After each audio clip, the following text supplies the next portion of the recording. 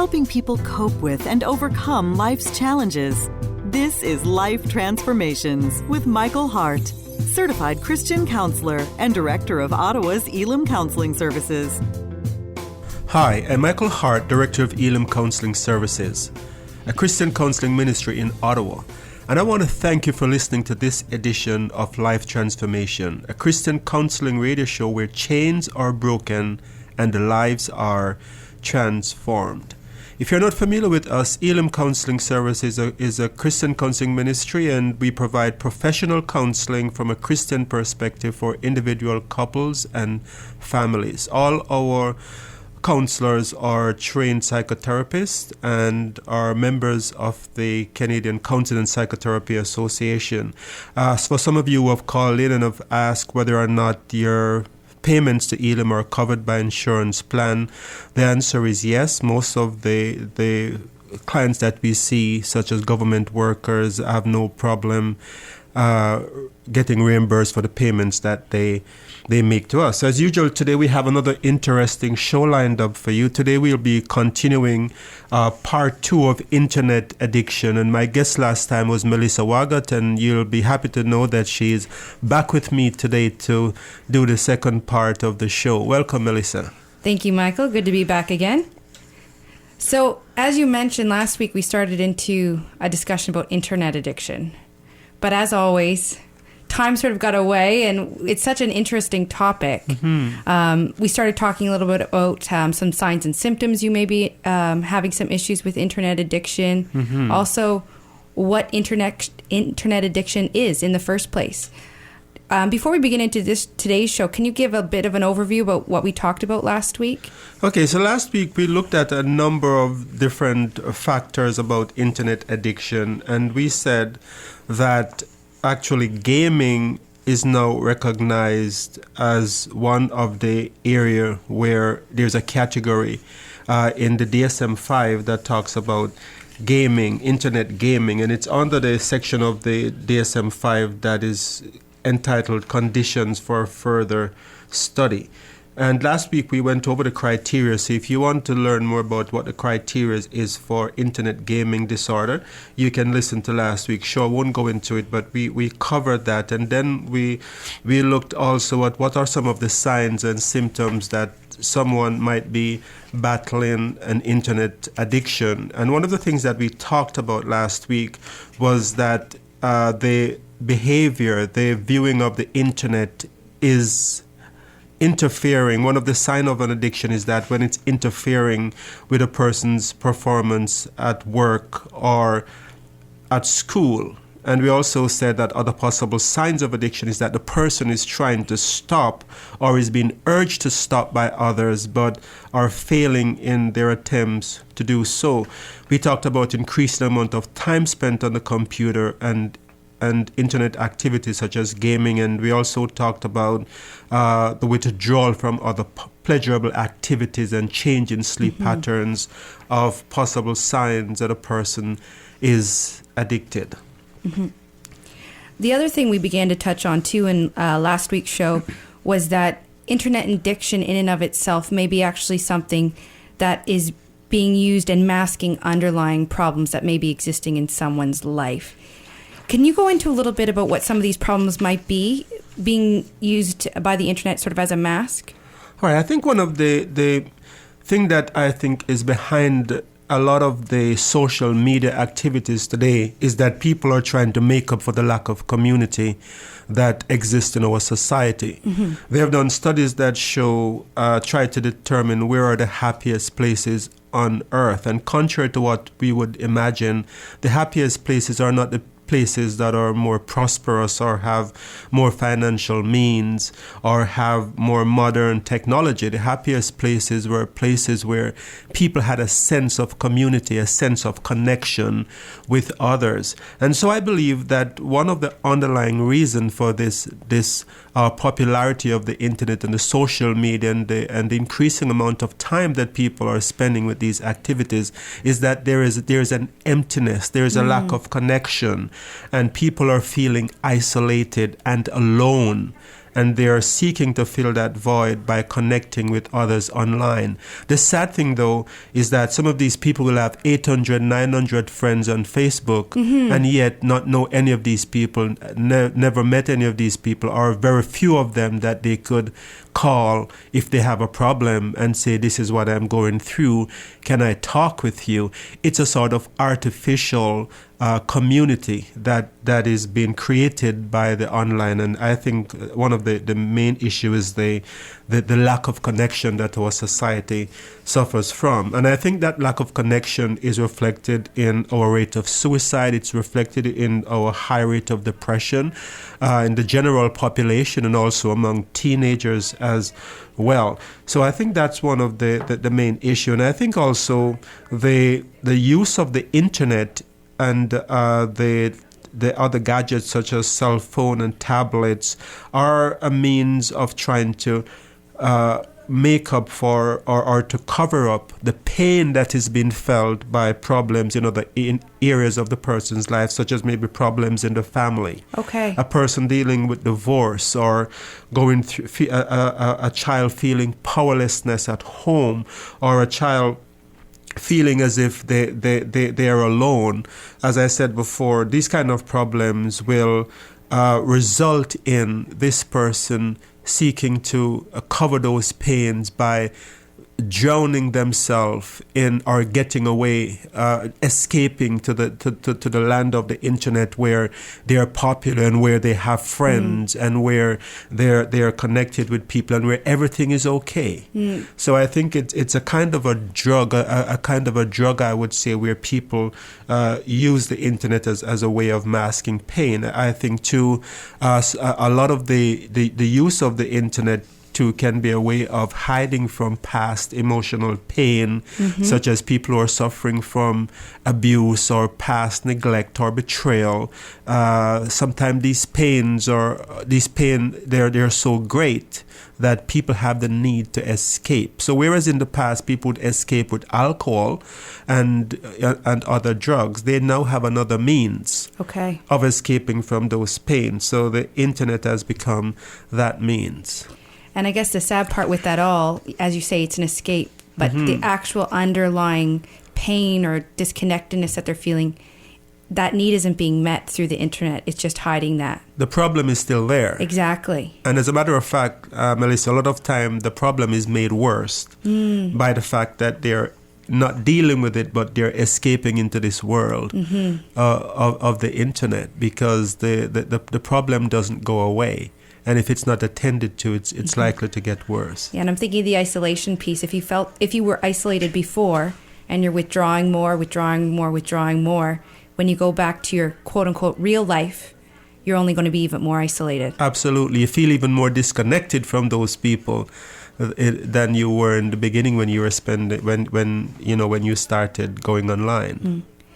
I'm thinking, because of the spiritual component that I know you incorporate into your ministry through Elim, is there a spiritual void maybe that's being masked through this connectiveness that's being engaged in the internet that you can describe? Is that something that you see in your clients or in your research? Absolutely. I think we can take God out of the classrooms, and we can, outlaw prayer, and we can make it difficult for people to believe that they are created. But that doesn't mean that the need to believe in a higher power disappears. And I think that there is a great void in many people in our society where there's a spiritual component that is missing, that other generations had, that we do not have. And I believe that this spiritual void is being artificially filled by the internet. And I'll give you an example of what I mean. Online, they have places that they call, for example, confession booth, where people would go and they would talk about things or confess to things that they have done. That's one kind of organized way in which the spiritual component takes place. But then there's also the more subtle way in which people uses the internet as a social means, where people go online and they talk with people about their problems, talk with the people about existential problems such as what is happening, what is going to happen after death.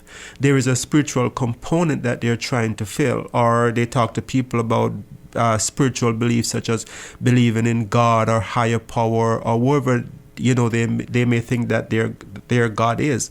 So a lot of this is going on in online, in the social media, where people are trying to fill this void, and there is a danger to that though. And some of the research that I did took me to a book by Sherry Turtle, and the book is called Alone Together. And in this book, Sherry Turtle talked about how people can be together in the same household, even around the same dining table, but yet still be alone.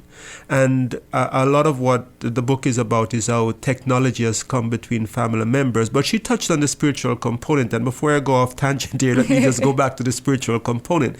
One of the things she talked about is those confession booths that people go to. And I just read a section here from page 33 of her booklet where she talked about one person by the name of Cheryl who went to one of these online confession booths. And it shows you the way in which these booths are not meeting the need that real spirituality would, that going to a church or meeting with a pastor would. It says here, and I quote, "Cheryl's online confession do not lead her to talk to those she has wronged or to try to make amends. She goes online to feel better, not to make things right. She thinks that most people use confessional sites this way. She says many posts begins with, 'I could never tell my husband,' or 'I could never tell my mother, but.'" So you see what's happening here. People have things that they're feeling guilty about. They're feeling the need to confess. And the internet has become a sort of artificial replacement. These social sites, these confession sites has become an artificial replacement for God. So instead of people going to God to confess sins, they're confessing their sins in these online sites to others. And I think there's a danger in that, because you never know who is on the other end. Is the person trained? And what are their intentions? What are their intentions? And I think that exposes us to certain dangers. And in the book on page 235, she talks about the unfortunate experience of a teenager who went online to confess about a relationship she had with her mother's boyfriend when she was only 14. Okay. And what she got from this confession was people attacking her and calling her the B word and telling her that she's a terrible person and that she should confess what she has done to her mother. So you see how dangerous this can be. You're confessing your sins to people who are not trained, and it exposes you. And I think we know from some of the things that have happened, such as the incident with Nadia Kajoji from Carleton University, where she went online talking to someone about feeling suicidal, and this person actually encouraged her, assisted her in committing suicide instead of trying to talk her out of her problem. So I think this spiritual void is opening people up to a whole lot of danger, and I think there needs to be a lot of education in our churches to let people know about these dangers and the fact that they can feel those needs in God. The artificial sense of community can be filled by having real connection with people in your churches. The sense of questioning about the future and can be filled by talking with God, by learning more about God. And guilt can be appeased by talking to someone in your church who is trained and qualified about things that may be bothering you. So if you're just joining us, you're listening to the Life Transformation radio broadcast, and I am your host, Michael Hart. And today we are discussing internet addiction, part 2. We are continuing from last week, and with me in studio today is Melissa Waggott. And we just started by doing a recap of last show, and we were just elaborating on some of the underlying needs that are been met by the internet, or underlying emotional needs that are being masked by internet addiction. So thank you for joining us. And if you have a question, you can call us at 613-699-1677. You can also visit our website at elimcounselingministry.com. Elim is spelled E-L-I-M, counseling with 2 L's, ministry.com. And thank you for listening. And also thank you for your good feedback for those of you who have called to talk about past show. And thank you for joining us today. So I think to continue your point there too, it's actually going to the source of true forgiveness and true spirituality, looking at Jesus and God, and for us having wisdom, if you are engaging in those type of confessional sites, to be able to understand the intent of people and to look to the one who can truly give you help through Jesus Christ. Absolutely. And not to accept the devil's counterfeit, which in most time it's people who are going to end up making you feel worse than when you went on to confess, or people who are going to lead you to take your life. And the Bible talks about that the thief cometh to steal, to kill and destroy, but that Christ has come that we might have life and have it more abundantly. And I think that abundant life can be found by us not falling prey to these counterfeits that are being offered online, but by, as you said, turning to the true source that is in Jesus Christ. Are there any other problems or sort of deficits in someone's life, or the need for something that may be being masked by the internet?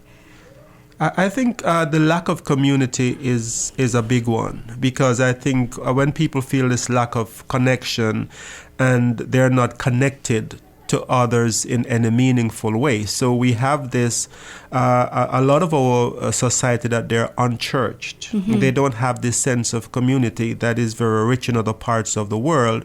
So they go online and they feel a part of something.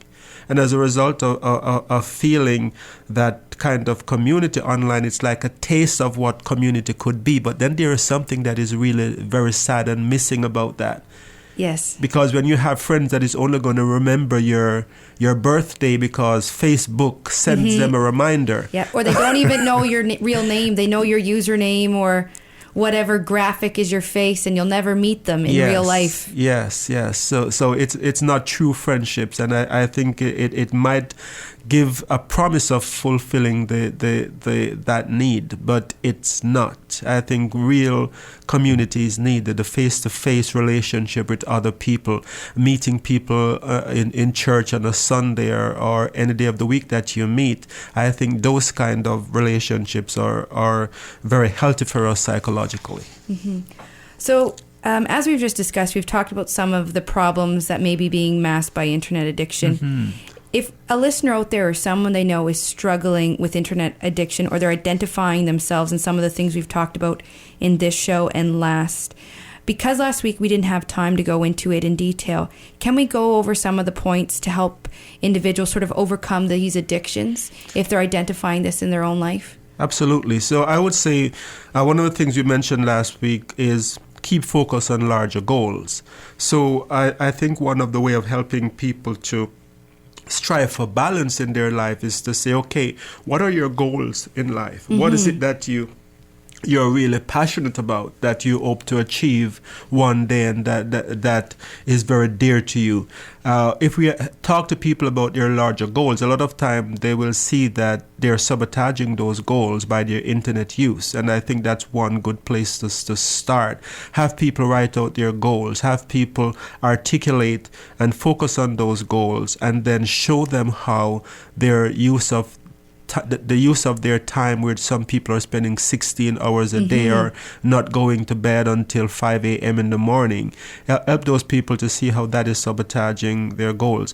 Another thing that we mentioned last week was that we didn't go into in any detail is that a person should also keep track of social media use for a week and assess this in the light of your goals. So let us say you know you're spending a lot of time online, but I think it's also very important to know how much time you're spending, what percentage of the day you're spending. So having people keep track of that. And have the real value, I think we talked about. So you're not underestimating your usage. Right. You get a real reflection of what's actually going on. And when I do this with some of my clients, they're very surprised traumatized because they didn't realize just how many hours they're spending each evening online. And I think it's important to have set goals as to what is a reasonable amount of time. If I have so many hours in the day and 8 hours out of that is spent sleeping or should be spent sleeping, right? How many hours can I really realistically allocate to internet use? So having people break down their days in those compartments can be very, very helpful. And we touched a little bit on recognizing the underlying problems in the first part of the show, but I think that is a big part too of helping people to break internet addiction, to realize what it really is that they're seeking for. Is it friendship? Is it connection? Is it spiritual guidance? Is it mentorship? Is there a void that is? Are you feeling lonely? And when we realize these kind of underlying needs and we can pinpoint and identify them, then we can bring people to this place where they are more motivated to break the addiction. So I think there's some really great suggestions that people can grab hold of and hopefully apply to their own life. If we have parents listening out there, especially parents of teens, is there any suggestion you can give for them to help their teenager if they're thinking their teenager may be addicted? I know teens today, they're constantly connected. The internet is something they've grown up with. It's not foreign.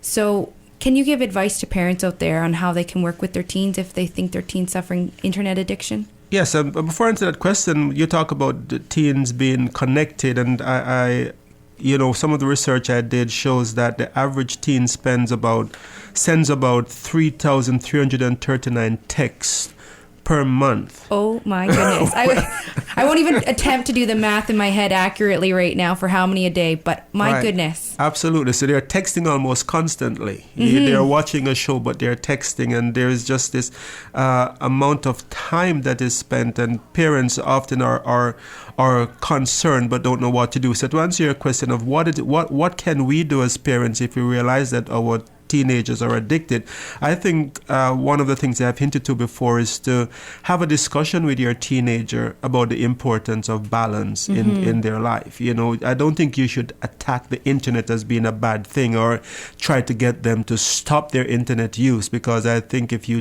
try to approach it from that way, you're going to run into a lot of resistance. But if you were to talk to your teen about balance in life, having the appropriate balance between the internet and other activities, and the importance of keeping real friendship and having developing like the sports side of their life and so forth.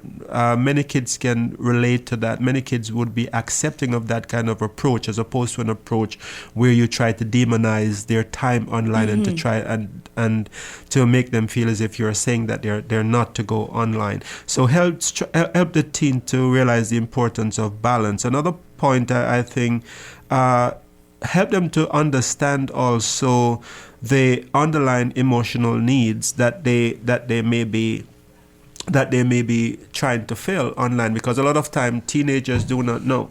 They can be feeling isolated and bullied at school and they have no friends, but online is where they feel as if they have self-worth. So if they're feeling that void online, then they're going to want to have as much as possible. So parents should have a conversation with their teens about what's going on in their lives. Where are they hurting? Where are the areas of pain, emotional pain in their life, and try to see if they can advocate to fill those needs in productive way, other than having your teenagers trying to fill that themselves by spending a lot of time online. Just a question: if you're a parent out there that has the monosyllabic teen, that you ask them a question and the response is fine or grunt or everything's good, how do you start that conversation to get your teen to open up and go beyond just it's all good, I'm fine mom, I'm fine dad, don't worry about it? I think that's a very a very tough issues for a lot of us as parents. And I think sometimes you would expect kids to be able to talk like we do as adults and to express exactly what the emotional needs are. But I think by becoming a part of your teen's life, by trying to make yourself involved and interested, to ask questions, you might not get a one full answer all at once. But if you exercise patience and persistence and build a relationship with your teen, like if you don't make an attempt to talk with your teenager, and then you start asking these questions, of course they're going to resist at first. But as you build a relationship, have one-on-one time with them, take them out alone to have supper with, or to have a bite with, and as you do that and you start establishing this bond with your teenagers, I think they'll be more likely to open up to you in little bits, and you can learn a lot from those little snapshots that you get over a period of time. I think also another important area of helping your teenager is to set limits for them. Because a lot of time they do not know the danger of what they're doing, and you have to be the parent. You have to advocate for your teen, step in where is necessary, and there may be the need to insist on having proper limits in your household as to the number of hours that should be spent online, and when internet usage should be. Because if you allow a child to make those decisions, then it's like a child in a candy shop. They will eat themselves to sickness. Right? Yeah, and you say when. I also think where internet usage should be is something too parents can consider. Absolutely. So I think a good idea too is to take away those iPods and smartphones at night if it's interfering with your teenage sleeping, or if you feel that they might be using those phones. I don't know, a lot of teenagers are going to hate me for what I'm saying. Teenagers, please do not send us hate mail. But I think in the long run it's for their good. And our time for today has gone, Melissa, and I'd like to have gone into some more of these other points that we have. But if you have a question about some other tips that you can do to help your teenagers, please call us at 613-699-1677. Again, 613-699-1677. And again, you're listening to the Life Transformation Radio broadcast. I'm your host, Michael Hart, and with me in studio today is Melissa Wagon. Thank you very much for being with us today, Melissa. And unfortunately, we have come to the end of today's broadcast. Thanks for having me, Michael. All right, so until next time, this is your host, Michael Hart, praying that God would grant you happiness in all your relationships and keep you sound in mind and pure in heart. God bless you, and thank you very much for listening.